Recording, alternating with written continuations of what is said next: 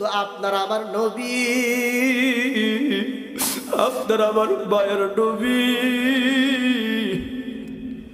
আল্লাহ তাআলার বিচার আদালতের আরশ মহলের কুরসির খুঁটিটা দইরা সিজদার ভিতরে যাইয়া ইয়া উম্মতি বলে কাঁদবে, ইয়া উম্মতি বলে কাঁদতে থাকবেন। আল্লাহ তাআলা জিবরাইলকে পাঠিয়ে দিবেন, জিবরাইল তাড়াতাড়ি যা আমার দোস্ত হাবিবের মাথাটা উঠাইতেন। আল্লাহর নবীকে বলা হয় পয়গম্বর আপনি মাথাটা উঠান, পয়গম্বর মাথা উঠাবে না। জিবরাইল বারবার বলার পরও যখন মাথা উঠাইবে না, আল্লাহ তাআলাকে বলা হবে জিবরাইল যা যা আমার হাবিবরে ক, আজকে হাবিব যা বলবে আমি তাই শুনবো। সুবহানাল্লাহ কোন, আজকে হাবিব যা বলবে আমি তাই শুনবো।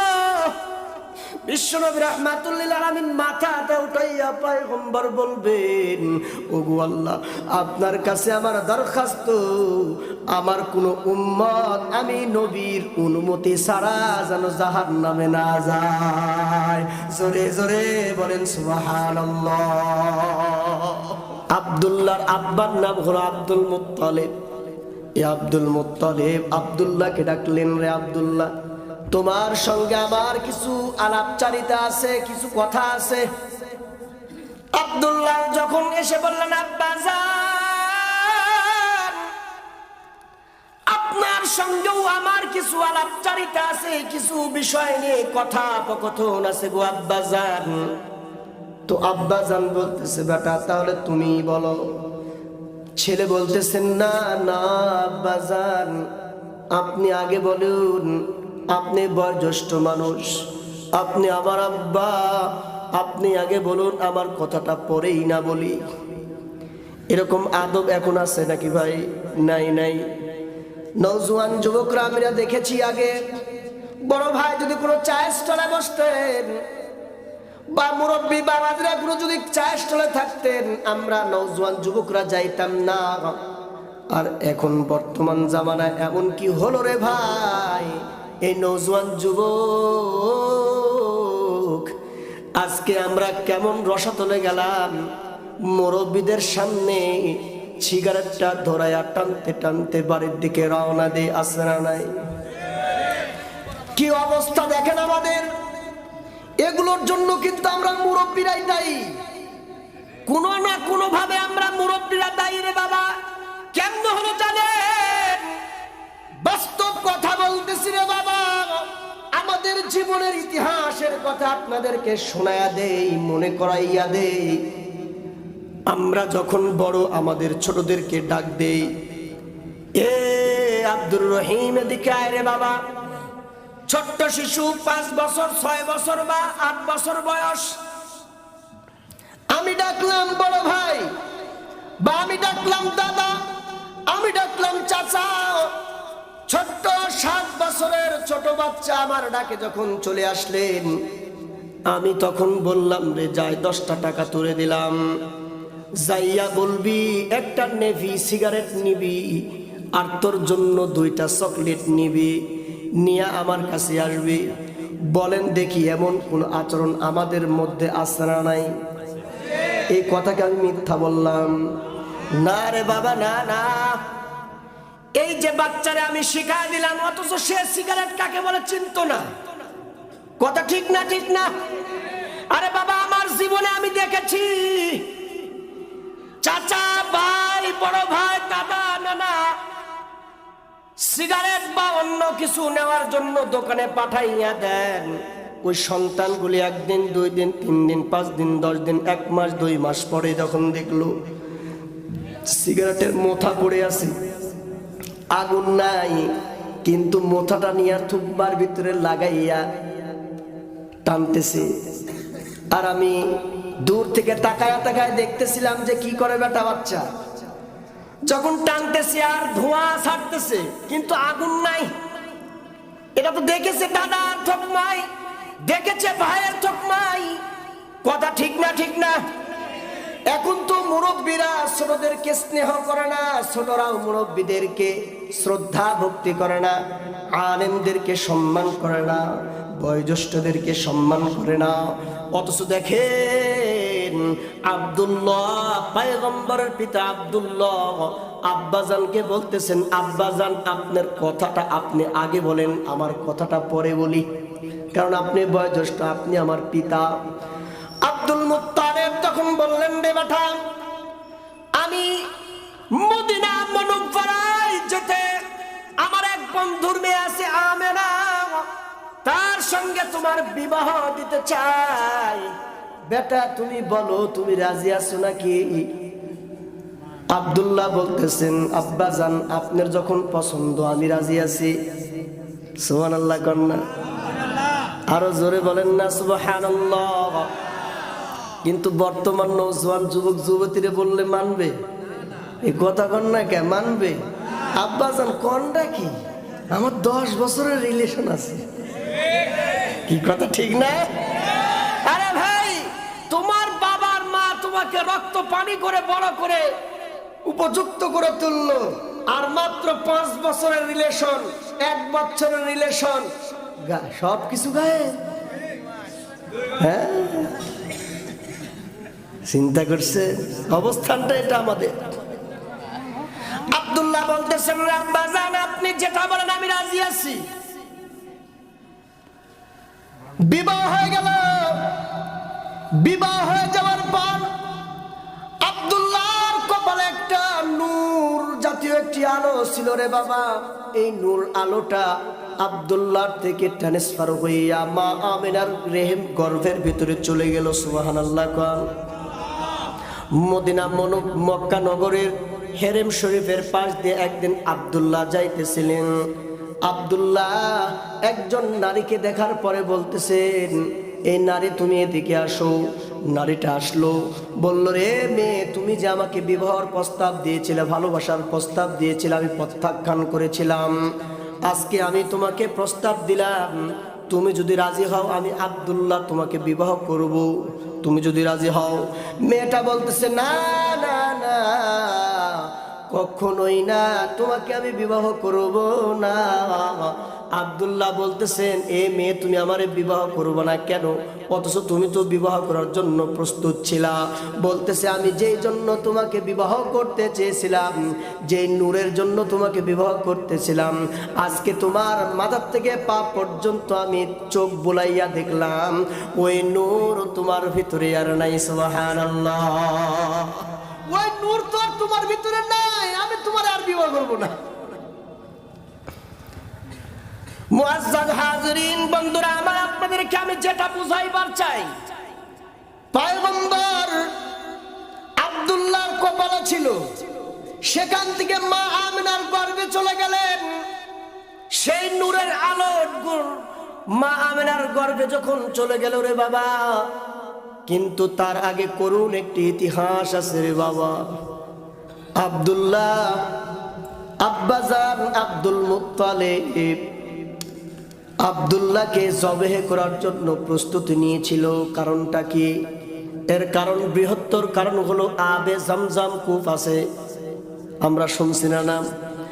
আবে জামজাম কূপ এমন একটা কূপ, যেই পানি কোন বান্দার বান্দি যদি নেক নিয়তে শেফা স্বরূপ যদি আল্লাহ তাআলার উপরে ভরসা করিয়া যদি পান করতে পারে, খাইতে পারে, তো আল্লাহ তাআলা ওই আবে জমজমের পানির উসিলা দিয়া আল্লাহ তাআলা তার দেহের সব রোগ ভালো করে দিবে। সুবহানাল্লাহ।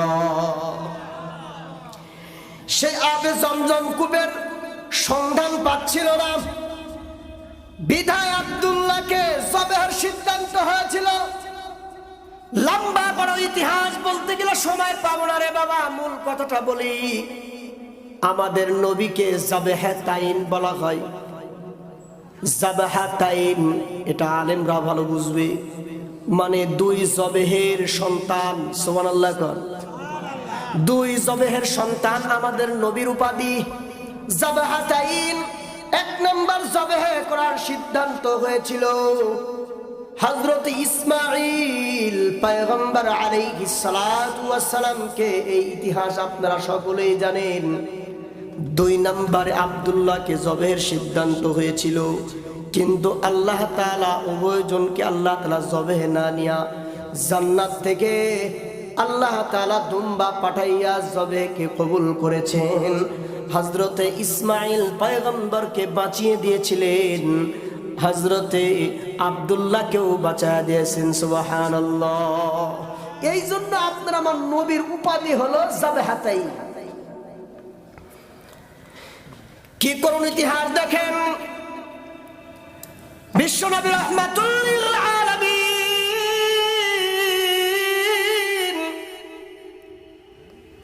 দুনিয়ার জমিনে যখন আসবেন, এখনো পর্যন্ত আসেন নাই, কিন্তু আব্বাজান আব্দুল্লাহ দুনিয়ার জমিন থেকে বিদায় নিয়ে কিন্তু বাবা চলে গেল।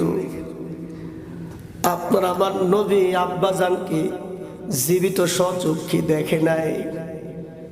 এ বাবা বলেন তো দেখি, এমন কোন মায়ের সন্তান এখানে অবশ্যই আছেন জন্মের পরে বাবারে দেখেন নাই?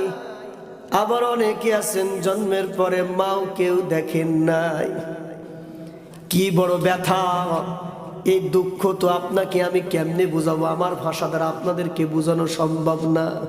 যার নাই সে বুঝবে তার ব্যথাটা কেমন। তাই আল্লাহ রাব্বুল আলামিন বলেন, ইয়া আইয়ুহাল ইনসান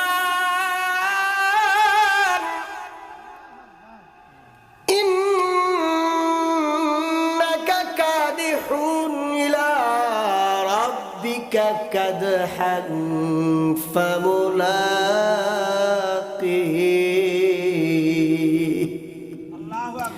এ বান্দা, তোমরা যদি আমি মাওলার সঙ্গে সাক্ষাৎ করতে চাও, কঠোর পরিশ্রম কিন্তু মুজাহাদা করা লাগবে। কেমন পরিশ্রম দেখেন, আপনার আমার নবীর দুনিয়াতে আসে নাই, আব্বাজান নাই। পয়গম্বর দুনিয়াতে আসলেন, দুনিয়াতে আসার পর আল্লাহর নবী বিশ্ব নবী রাহমাতুল লিল আলামিন যখন কিছুদিন বয়স হলো, গালেবান কিছু বছর বয়স হওয়ার পরে পয়গম্বর আম্মা জানো দুনিয়ার থেকে বিদায় নিয়ে চলে গেল। দদ্দ শিশু পয়গম্বর, আম্মা নাই, বিদায় নিয়ে চলে গেলেন। দায়ভার সব কিছু আসলেন আব্দুল মুত্তালিবের কাছে, দাদা আব্দুল মুত্তালিব। উনিও কিছুদিন পর, পয়গম্বর এখনো বড়ই হয় নাই, উনিও দুনিয়া থেকে বিদায় নিয়ে চলে গেল। কি বড় ব্যথা! আব্বা নাই, বড় একটি শোক অন্তরে। আম্মাও কিছুদিনের ভিতরে দুনিয়া থেকে বিদায় নিয়ে চলে গেল, এটাও বড় শোক। তারপরে কিছুদিন পর দাদা যান চলে গেলেন। হযরতে বিশ্বনবী রাহমাতুল লিল আলামিন উনি জিম্মাদার চলে গেলেন তার চাচার কাছে। চাচার কাছে যখন জিম্মাদারি চলে গেল, উনিও বেশি দিন থাকলেন না, উনিও দুনিয়া থেকে চলে গেলেন। ইতিম নবী বিশ্বনবী রাহমাতুল লিল আলামিন একা একা জীবন পথ চালাইতেছেন। কি কষ্ট, কি বেদনা! আল্লাহর নবী বিশ্ব নবী রাহমাতুল লিল আলামিন ছোট্ট বয়স থেকেই কোনো মানুষের উপরে নির্ভর করে চলতেন না। এ বাবা, এ মুরব্বী বাবাজিরা, এ পর্দার অন্তরালের মা, আপনারা আমার নবী কষ্ট আর মুজাহাদা করে আল্লাহ পাকের নৈকট্য অর্জন করেছেন। কেমন নৈকট্য অর্জন করেছেন রে বাবা! বিশ্বনবী রাহমাতুল লিল আলামিনের বয়স যখন 40 বছর 1 দিন বয়স হলো, আল্লাহ তাআলা ওই শিবানী কোরআনে কালামুল্লাহ পয়গম্বরের উপর নাজিল হয়ে গেল। পয়গম্বরের উপর নাজিল হলো। পয়গম্বর কোরআনে কালামুল্লাহর ওহী পাওয়ার পর সকল মক্কা নগরীর বাসিন্দাদেরকে একত্রিত করে পয়গম্বর দাওয়াত লাগাইলেন, বলা ইলাহা ইল্লাল্লাহু মুহাম্মাদুর রাসূলুল্লাহ সাল্লাল্লাহু আলাইহি ওয়াসাল্লাম যখন দাওয়াতটা লাগাইলেন, আবু জেহেল পয়গম্বরের বিরুদ্ধচারণ শুরু করে দিল, আবু লাহাব পয়গম্বরের বিরুদ্ধচারণ শুরু করলো, উতবা সাইবা পয়গম্বরের বিরুদ্ধচারণ শুরু করলো, আর বেদন পিটন শুরু করলো। আমরা সকলেই জানি পয়গম্বর আলাইহিস সালাতু ওয়াস সালামকে কত কষ্ট নির্যাতন সহ্য করতে হয়েছে তায়েফের ময়দানে। পয়গম্বর তায়েফের ময়দানে রক্ত ঝরিয়েছেন, যে তায়েফের ময়দান বিশ্বনবীকে বলেছিলেন, ওগো নবীজি আপনি একটা বারের জন্য আদেশ করুন, আপনার যদি নির্দেশ আমরা পাই তাহলে তায়েফবাসীদেরকে আমি উল্টায়া জমিনের উপরে ধরাশায়ী করে দেব। বিশ্বনবী রাহমাতুল লিল আলামিন বললেন, না না না, তোমরা কেউ এদেরকে কষ্ট দিবা না, এরা বুঝে নাই, এরা যদি বুঝতো তাহলে আমি নবীর সঙ্গে এমন আচরণ করতো না। এমন নবী ছিলেন আপনার আমার নবী বিশ্বনবী রাহমাতুল লিল আলামিন। মর্যাদা আল্লাহ পাক কেমনে বাড়াইলেন? বিশ্বনবী রাহমাতুল লিল আলামিন কষ্ট স্বীকার করেছেন, মুজাহাদা করেছেন, পরীক্ষার পর পরীক্ষা দিয়েছেন। তো আল্লাহ তাআলা পুরস্কার স্বরূপ আল্লাহ তাআলা বললেন, রে পয়গম্বর তুমি মসজিদে হারাম থেকে সফর করিয়া মসজিদে আকসা চলে যাও। মসজিদে আকসাতে পয়গম্বরকে নিয়ে যাওয়া হবে। বিশ্বনবী রাহমাতুল লিল আলামিন এক বর্ণনায় আসছে হেরাম শরীফের ভিতরে ছিলেন, অর্থাৎ কাবা ঘরে ছিলেন। আরেক বর্ণনায় আসছে উম্মে হানির রুমের ভিতরে ছিলেন। আল্লাহর নবী বিশ্বনবী রাহমাতুল লিল আলামিন উম্মে হানির ঘর থেকে, আরেক বর্ণনায় উম্মে হানির ঘর থেকে কাবা ঘরে আসছেন, সেখান থেকে মসজিদে আকসাতে গেছেন। সুবহানাল্লাহ, এটা আল্লাহ তাআলা কোরআনে বলছেন, সুবহানাল্লাযী আসরা বিআবদিহি লাইলাম মিনাল মাসজিদিল হারাম ইলাল মাসজিদিল আকসাল্লাযী বারাকনা। আল্লাহু আকবার। মসজিদে হারাম থেকে মসজিদে আকসাতে পয়গম্বরকে নিয়ে গেলেন। নিয়ে যাওয়ার পর কি বাহনে নিলেন? বুরাক নামক একটি বাহনে, যার পায়ের কদম ছিল এমন যে প্রথম দৃষ্টি যত দূর গিয়ে যায় পড়ে, তার প্রথম কদম হলো তত দূরে, প্রথম ধাপ। সুবহানাল্লাহ। শত শত মাইল দূরে মসজিদে আকসা, সেখানে গেলেন। যাওয়ার পরে পয়গম্বর যায় দেখে অসংখ্য নবীরা সেখানে উপস্থিত আছে। সুবহানাল্লাহ। অসংখ্য নবী, অসংখ্য নবী সেখানে উপস্থিত। পয়গম্বর যাওয়ার পরে ডান দিকে তাকাইলেন, বাম দিকে তাকাইলেন, সামনে তাকায়া দেখলেন, চতুর্দিকে তাকায়া দেখে একদিকে আদম পয়গম্বর, আরেকদিকে মুসা পয়গম্বর, আরেকদিকে ঈসা পয়গম্বর, আরেকদিকে হারুন পয়গম্বর, আরেকদিকে ইসমাইল পয়গম্বর, আরেকদিকে মুসা পয়গম্বর দাঁড়ায় আছে সকলে। হযরতে জিবরাইল আমিন সেখানে পৌঁছার পরে আজান দিলেন। কি দিলেন? আজান দিলেন। আজান দেওয়ার পরে এখন নামাজের ইমামতি করব কে? জিবরাইলও তাকায় দেখতেছেন কারে ইমামতি হন যায়, আর বিশ্বনবী রাহমাতুল লিল আলামিনও তাকাইতেছেন ইমামতিতে দাঁড়াবে কি। এখানে আব্বাজান আছেন, এখানে জাতির পিতা ইব্রাহিম আছেন, এখানে খলিলুল্লাহ ইব্রাহিম আছেন, এখানে জাবিহুল্লাহ ইসমাঈল আছেন, এখানে রূহুল্লাহ ঈসা আছেন, এখানে কালিমুল্লাহ মুসা আছেন। ইমামতি করবো কে? একটা নবী তো পাওয়ার তো কম না, কথা ঠিক না বেঠিক? বিশ্ব নবী রাহমাতুল লিল আলামিন একবার বাবা আদম পয়গম্বরের দিকে তাকায়, একবার এরকম ভাবে ইব্রাহিম পয়গম্বরের দিকে তাকায়। হযরতে নূহ পয়গম্বরের দিকে তাকায়, অন্যান্য নবীর দিকে যখন পয়গম্বর তাকাইতেছিলেন রে বাবা, হযরতে জিবরাইল আমিন পয়গম্বরের বাহুকে ধরে সামনের দিকে ঠেলে দিলেন। বলেন পয়গম্বর, আজকের এই চিফ মিনিস্টার হলেন আপনি, এখানে ইমামতের মুসাল্লায় দাঁড়াইবেন, এর যোগ্যশীল ব্যক্তি তো হওয়া লাগবে।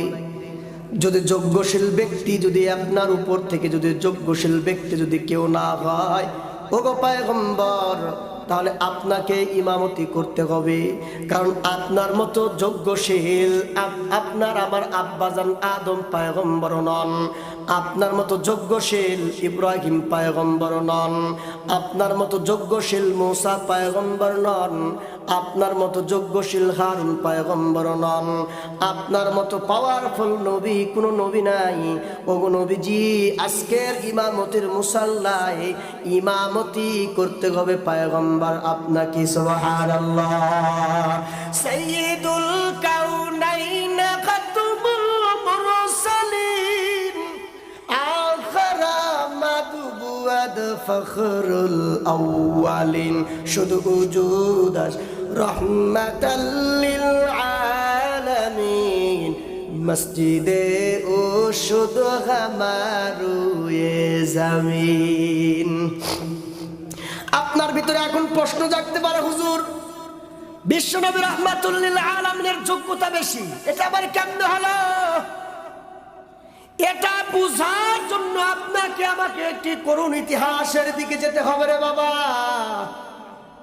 আল্লাহ রাব্বুল আলামিন ইতিহাসটি কোরআনে কালামুল্লাহতে টেনে বলতেছেন, ইয়াউমা ইয়াফিরুল মারউ মিন আখিহি ওয়া উম্মিহি ওয়া আবিহি ওয়া সাহিবাতিহি ওয়া বানিহি। আল্লাহ তাআলা এই আয়াতের ভিতরে বলতেছেন কিয়ামতের কঠিন ময়দান, হাসরের ময়দান কায়েম হবে। এই হাসরের ময়দান যে কায়েম হবে, একটা নেকির জন্য এক বান্দা ঠেকে যাবে। এই নেকি যদি একটা নেকি যদি সে পায়, তাহলে সে জান্নাতি হবে। তো আল্লাহ তাআলাকে বলা হবে, আল্লাহ একটা নেকি যদি আমি পাইতাম, হাসরের ময়দানে একটু সুযোগ দাও না, আমি যাই, একটা নেকি যদি পাইতাম। তো আল্লাহ তাআলা বলেন যে বান্দা তুই পাইতি না? না আল্লাহ পামু না, তুই পাবি না। তো আল্লাহ তাআলা বান্দারে ছাড়বে, যা খুঁজে এনে দেখ পাশে। তো আল্লাহ তাআলা বলতেছেন ইয়াউমা ইয়াফিরুল মারউ মিন আখিহি, উখতুন থেকে আখি ভাই, ভাইয়ের কাছে যাবে, যা বলবে ভাই একটা নেকি দাও না। একটা নেকির জন্য আমি আজকে আখিরাতের ময়দানে আমলের পাল্লা, নেকির পাল্লাটা ওজনে কম হয়েছে, আর বদির পাল্লাটা ভারী হয়েছে, যার ফলে আল্লাহ তাআলা আমাকে জান্নাত দিতেছে না। তো ভাই বলবে না না না, দূর হয়ে চলে যাও, দুনিয়াতে আমার কোনো ভাই ছিল না, দুনিয়ার জমিনে আমার কোনো ভাই নাই, দুনিয়ার জমিন থেকে আমি তো কোনো ভাইরে চিনি না, তুমি আমার কাছ থেকে চলে যাও। ইয়াউমা ইয়াফিরুল মারউ মিন আখিহি, বান্দাকে যখন দূর দূর করে ভাই তাড়ায়া দিবে। ওয়া উম্মি, মায়ের কাছে যাবে, মায়ের কাছে যাওয়ার পরে মাকে বলবে, মা একটা নেকির জন্য আজকে আমি জান্নাতে যাইতে পারতেছি না গো মা, মাগো একটা নেকি দাও, যদি তুমি একটা নেকি দিয়ে আমারে সহযোগিতা করো, তাহলে আমি আল্লাহর তৈরিকৃত জান্নাতে যেতে পারি। এ মা, দুনিয়ার জমিনে তুমি আমারে 10 মাস 10 দিন গর্ভে ধারণ করেছো গো মা, এত কষ্ট আর বেদনা নিয়ে 10 মাস 10 দিন যখন তুমি আমাকে গর্ভে রাখছিলা গো মা, আমি রাতের রজনী, গভীর রজনীতে একবার করে ডান পা করে লাথি দিতাম গো মা। তুমি শব্দ করিয়া ঘুম ভেঙ্গে যাইতো। আমার আব্বা জান আপনাকে বলতেন, এ বিবে তোমার কি হয়েছে বলো। আম্মা গো, আপনি তখন পানের স্বামীকে বলতেন, তেমন কিছুই হয় নাই, তুমি আরামে ঘুমাও। এ মা, যখন ঠান্ডা হয়ে যাও আমি আবার তোমার বাম পা ধরে একটা লাথি মারতাম, তুমি আবার চিৎকার দিয়ে দাঁড়ায় যাইতা ঘুমা। এ মা, তুমি আমাকে কত কষ্ট করে 10 মাস 10 দিন রাখছো। দুনিয়ার জমিনে যখন তুমি আমারে ভূমিষ্ঠ করাইলা,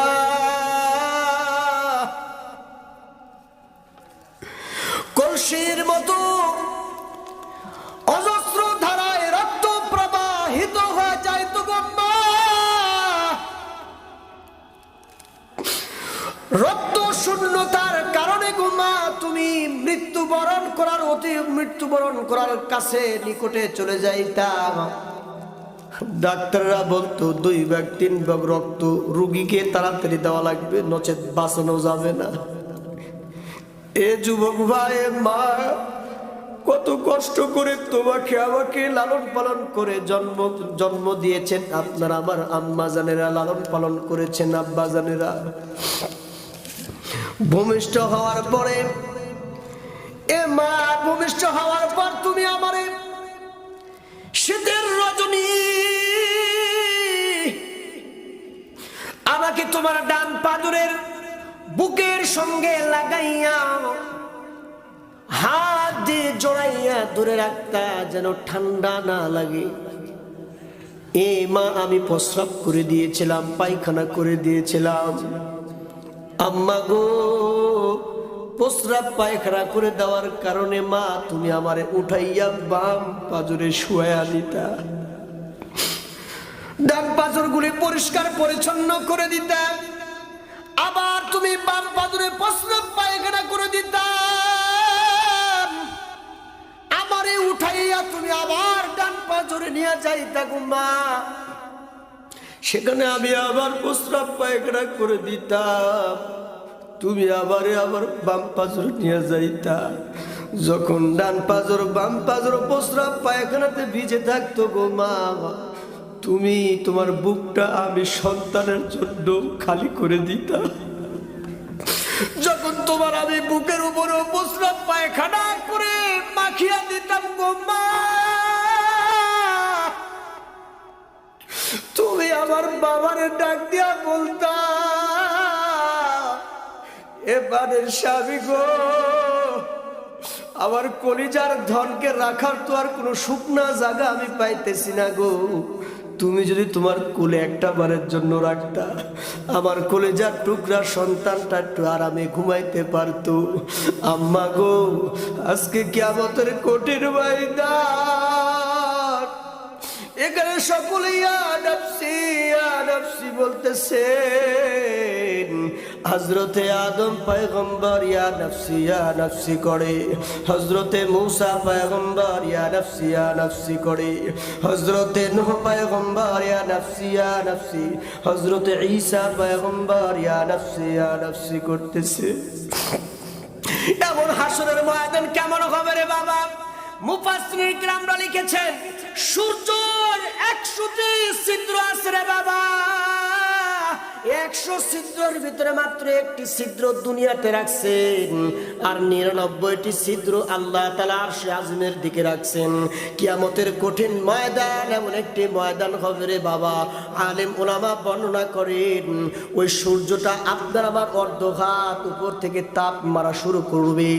এই তাপের কারণে কিয়ামতের ময়দানটা এমন হবে, কোন কোন বান্দার জন্য কিয়ামতের ময়দানটা পানি জমে জমে টাকনু পর্যন্ত আসবে। কোন কোন বান্দার জন্য পানিটা বাড়তে বাড়তে বাড়তে বাড়তে হাঁটু পর্যন্ত আসবে। কোন কোন বান্দা বান্দির জন্য পানিটা বাড়তে বাড়তে কোমর পর্যন্ত আসবে রে বাবা। কিয়ামতের কঠিন ময়দানে ওই পানিটা বাড়তে বাড়তে বুক পর্যন্ত চলে আসবে। আবার কোন মানুষের জন্য ওই পানিটা বাড়তে বাড়তে গোলা পর্যন্ত আসবে। কোন মানুষের ক্ষেত্রে আল্লাহ তাআলা ওই পানিটাকে বাড়াইতে বাড়াইতে মানুষকে হাবুডুবু কোন একটি কঠিন ময়দান বান্দা আম্মা জানকে যায়া বলবে, আম্মা গো একটা নেকি দেন না, একটা নেকি যদি পাই আমি তাহলে জান্নাতে চলে যাইতে পারবো। আম্মা জান বলবে, হে যুবক দূর হয়ে যাও, দূর হয়ে যাও, দুনিয়ার জমিনে আমার কোনো সন্তান নাই, আমার কোনো বাল বাচ্চা হয় নাই, আমার কাছ থেকে দূর হয়ে চলে যাও।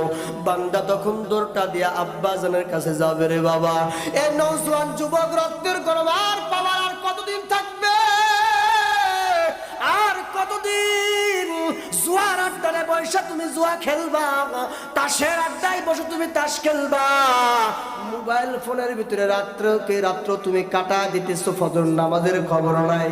এই বান্দা নওজোয়ান যুবক যুবতী তোমরা যারা আছো, এই যুবক তোমরা মনোযোগ দিয়া শুনো রে বাবা, তোমাদের হাতে ধরে পায়ে ধরে বলিয়া যায়, দুনিয়া হলো ক্ষণস্থায়ী, আখিরাত হলো চিরস্থায়ী। দুনিয়া শুরু আছে তার শেষ আছে, কিন্তু আখিরাতের ময়দান এমন একটি ময়দান যেই ময়দানটা শুরু আছে যার শেষ কখনো হবে না। এমন একটি কঠিন ময়দানে যখন বান্দা একটা নেকির জন্য আব্বা জানের কাছে যাবে, আব্বা জানকে যাইয়া বলবে, আব্বা জান একটা নেকি আমারে দেন গো আব্বা, আমি তো একটা নেকির জন্য জান্নাতে যাইতে পারতেছি না গো আব্বা জান। আপনি তো দুনিয়ার জমিনে আমাকে সুখে রাখার জন্য, পড়াশোনা করার জন্য মানুষের গালি খেয়েছেন, চুরি করেছেন, ডাকাতি করেছেন, সুদের খাতায় নামটা লিখাইয়াছিলেন গো আব্বা, ঘুষের খাতায় নামটা লিখাইয়া উপার্জন করেছেন, হালাল হারামের তবিজ করেন নাই গো আব্বা জান। আপনি আমাদেরকে সুখে শান্তি রাখার জন্য চারতলা ফাউন্ডেশন বাড়ি চেয়েছিলাম আব্বা, আপনি কষ্ট করে দিয়েছিলেন। আপনার কাছে আমি মোবাইল আইফোন চেয়েছিলাম, আপনি কষ্ট করে আমারে কিনে দিয়েছেন। ও গো আব্বা, আমি বাইসাইকেল চেয়েছিলাম, আব্বা জান আপনি কিনে দিয়েছিলেন। ও গো আব্বা, যাহা কিছু চেয়েছিলাম তাহাই পেয়েছিলাম দুনিয়ার জমিনে, কিন্তু আজকে কঠিন ময়দান, কিয়ামতের ময়দান গো আব্বা, কেমনে বলেন একটা নেকির জন্য আমি ঠেকে গিয়েছি, জান্নাতে যাইতে পারি না।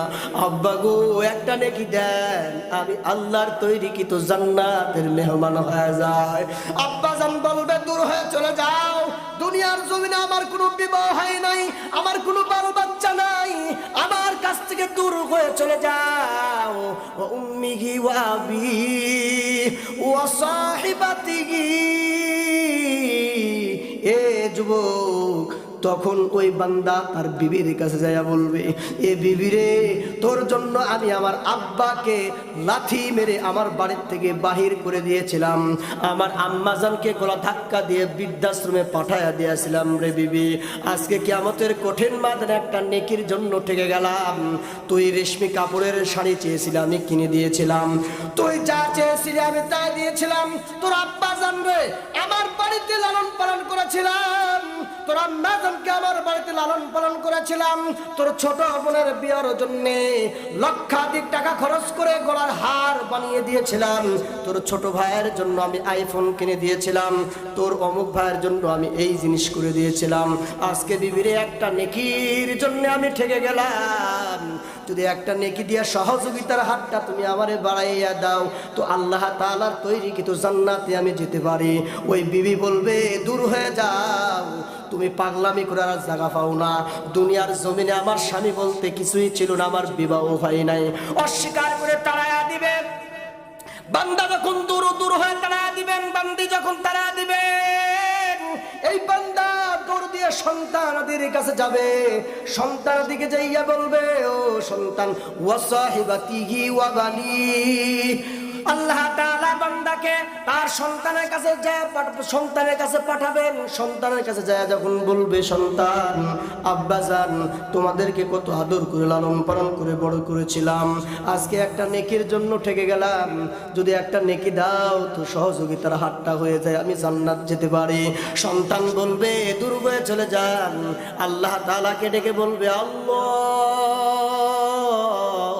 আমার আব্বাজানকেও জাহান্নামে দাও, আমরাও তো জাহান্নামী, আমার আব্বা ছাড়া আমরা জাহান্নামে যাব না। আল্লাহ তাআলা বলবে, বেটা এ বল বান্দা, তুই কেন তোর বাবার লইয়া জাহান্নামে যাইতে চাও? ওই সন্তানগুলি আল্লাহ তাআলাকে বলবে, আল্লাহ মুয়াজ্জিন তার মুসাল্লায় দাঁড়াইয়া আযান দিয়েছে, আযানের কান as-সালাতু খায়রুম মিনান নাওম। আমার আব্বাজানের কর্ণপাত করেছিল, আমারও কর্ণপাত করেছিল, কিন্তু আব্বাজান কোনোদিন আমাকে নামাজের জন্য হুকুম করে নাই, আমাকে পর্দার জন্য থাকার জন্য আদেশ করে নাই, হক হালাল বেছে আমাদেরকে চলতে বলে নাই। গুনার কাজ করেছি, কোনোদিন কিছু বলে নাই। ওগো আল্লাহ, এমন আব্বাজানকে লইয়া আমরা জাহান্নামে যেতে চাই? ও বন্ধুরা আমার, ও মুরব্বী বাবাজিরা, রক্তের পাওয়ার আর রক্তের গরম তো চিরস্থায়ী নয় রে বাবা। একদিন দুনিয়াতে আসছেন, আবার একদিন দুনিয়া থেকে বিদায় নিয়ে চলে যাবেন। এই জন্য যেটা আপনাদেরকে আমি বুঝাইবার চাই, সেই কিয়ামতের ভয়াবহ পরিস্থিতির ভিতরে সকল মানুষগুলি ইয়া নাফসি ইয়া নাফসি বলে কাঁদতে থাকবে, নবীরা পর্যন্ত ইয়া নাফসি বলবে। কিন্তু আপনার আমার নবী, আপনার আমার মায়ের নবী, আল্লাহ তাআলার বিচার আদালতের আরশ মহলের কুরসির খুঁটিটা ধইরা সিজদার ভিতরে যাইয়া ইয়া উম্মতি বলে কাঁদবে, ইয়া উম্মতি বলে কাঁদতে থাকবে। আল্লাহ তাআলা জিবরাইলকে পাঠা দিবেন, জিবরাইল তাড়াতাড়ি যা আমার দোস্ত হাবিবের মাথাটা উঠাইতেন। আল্লাহর নবীকে বলা হয়, পয়গম্বর আপনি মাথাটা উঠান। পয়গম্বর মাথা উঠাবে না। জিবরাইল বারবার বলার পরও যখন মাথা উঠাইবে না, আল্লাহ তাআলাকে বলা হবে, জিবরাইল যা আবার হাবিবরে ক, আজকে হাবিব যা বলবে আমি তাই শুনবো। সুবহানাল্লাহ। আজকে হাবিব যা বলবে আমি তাই শুনবো। বিশ্বনবী রাহমাতুল লিল আলামিন মাথাটা উঠাইয়া পয়গম্বর বলবেন, ওগো আল্লাহ, আপনার কাছে আমার দরখাস্ত, আমার কোন উম্মত আমি নবীর অনুমতি ছাড়া যেন জাহান্নামে না যায়। জোরে জোরে বলেন সুবহানাল্লাহ। এমন নবী বলেন তো দেখি, সকল নবী ইয়া নফসি বলতেছিলেন, কাঁদতেছিলেন, আর আপনার নবী আমার নবী ইয়া উম্মতি বলে কাঁদে। তাহলে আজকে মসজিদে আকসার ইমামতির মুসাল্লায় কে দাঁড়াবে? যোগ্যতার পরিচয় পাইলেন তো ইনশাআল্লাহ?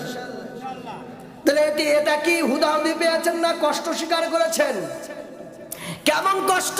তায়েফের ময়দানে রক্ত ঝরাইছেন, মক্কা নগরীর অলিতে গলিতে নবী পিটনি খেয়েছেন, বিশ্ব নবী বাবারে হারাইছেন, আম্মা জানরে হারাইছেন, সবকিছুরে হারাইছেন। আপনার পয়গম্বর নিজের 3টা ছেলে সন্তান ছিল, তাদেরকেও হারাইছেন। শুধু কন্যা সন্তান দ্বারা দুনিয়ার জমিনে এখনো পর্যন্ত আছেন। ও দুনিয়ার বান্দা বান্দে তোমরা যারা আছো, আমি নওজোয়ান একটি যুবক, আমিও তো ইচ্ছা করলে তোমাদের মতো গান বাজনা করে রং তামাশা করে জীবনটা কাটাইতে পারতাম, কিন্তু আমি তা না করিয়া আল্লাহর হুকুমের জন্য তোমাদের দ্বারে দ্বারে দ্বারস্থ হই রে বাবা। আমি কিন্তু এখানে টাকার জন্য আসি নাই রে বাবা, কোন পদের জন্য আসি নাই যে আমার প্রধান বক্তা বানানো হবে। এ নওজোয়ান যুবক, তোমরা যারা আছো, তোমাদের হাতে ধরে পা ধরে আজকের এই মাহফিল থেকে এই নিয়তটা করতে পারি না যে হুজুর কিছু করতে পারি আর না পারি, গুনাহ করব না, রাজি আছি তো ইনশাআল্লাহ। এ ভাই, তোমরা কিছু করতে পারো আর না পারো, গুনাহ করবা না, নেকি করতে পারো না, নামাজ পড়তে পারো না, বড় বড় আমল করতে পারো না, কিন্তু একটা কাজ তো আমরা করতে পারি। সেই কাজ কি? আমরা গুনাহ করব না। রাজি আছো তো ইনশাআল্লাহ? কে কে রাজি আছে? তো হাত আল্লাহ পাকরে দেখায়। ও গো আল্লাহ, আমরা নিয়ত করলাম আজকের থেকে আমরা কোনো গুনার কাজে নিমজ্জিত থাকবো না। আল্লাহ তুমি কবুল করে নাও। আর আল্লাহ, আমরা গুনার কাজে যাব না, ফাহিশা কাজের সঙ্গে থাকবো না, যেই কাজগুলি গুনাহ সেই কাজের কাছে যাব না। আমরা নিয়ত করলাম, আয় আল্লাহ তুমি আমাদের নিয়তকে কবুল করে নাও। শুনে আল্লাহুম্মা আমিন। আয় আল্লাহ, তুমি আমাদেরকে 5 ওয়াক্ত নামাজ পড়ার তৌফিক দান করো, হক হালাল বেঁচে চলবার তৌফিক দান করো, সদা সর্বদা সত্যের উপরে থাকবার তৌফিক দান করো। আল্লাহুম্মা আমিন। হাত নামান, মুআজ্জাজ হাত